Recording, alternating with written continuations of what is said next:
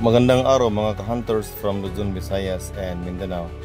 So ngayon mga ka-hunters, ang actual video na inyong nakikita sa inyong screen ay ang pagsasagawa natin ng accurate ground scanning and tutorial kung paano gamitin ang LV16 at kung ano ang tamang mga procedure nito, pagkuha ng tamang latitude and longitude, kung saan ito siya kukunin, at kung paano ang tamang pag-input nito para hindi mag-reset ang latitude and longitude sa system ng Azuba detectors.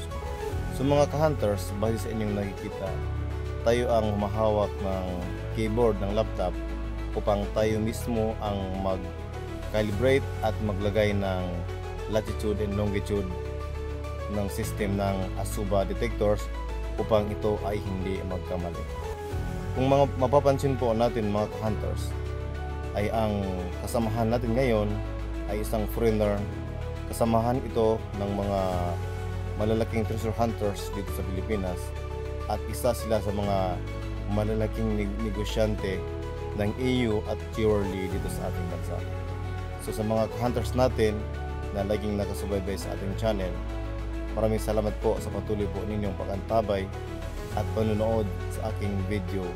Magandang araw, maraming salamat mga ka-TX.